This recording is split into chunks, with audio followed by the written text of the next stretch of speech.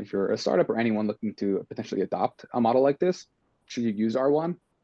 So I think if you have concerns about sending, data to a Chinese-based company, that's, realistic. You can obviously, what's great about this is open source. You can hook into it. You can have it on your infrastructure. You can do it easily through Microsoft's Azure, through AWS.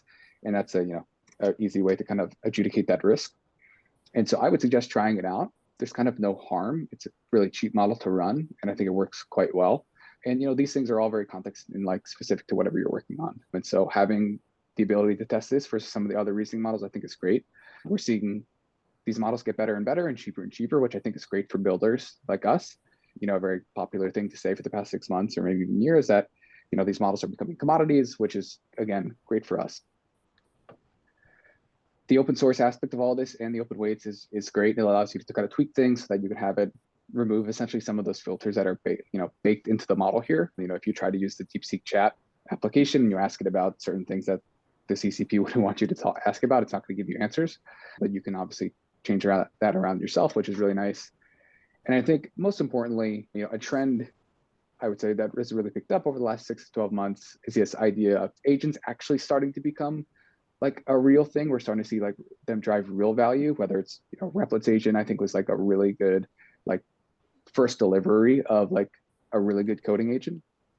And these reasoning models just really take these things to the next level, because what makes an agent so great is its ability to go off and do things and reason and really kind of think things through, have these like long, complex plans, go through different paths. And the better these reasoning models get, the better those agents will perform.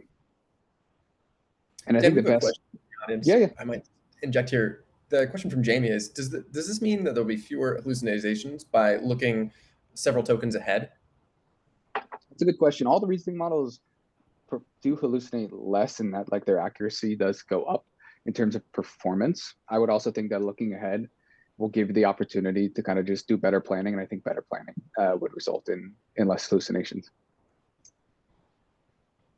And thank you for the question. That's a really good one.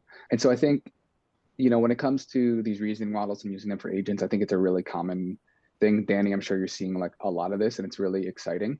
The best way that I've found to learn about agents is to look to a bunch of open source projects and just look through their prompts, look through their architecture. And so we have a bunch of those kind of system message prompts that folks at like, Bolt and AutoGPT are using to power their agents are hosted in our platform. You can go check those out. Danny has a link for that. But I think that's a really helpful way to see how people are even breaking down having a big system prompt, having then many multiple prompts for different specific functions within your application, whether that's like a diff checker, if you're doing like a coding agent or other specific things, seeing how other folks have done it, I think is always really helpful.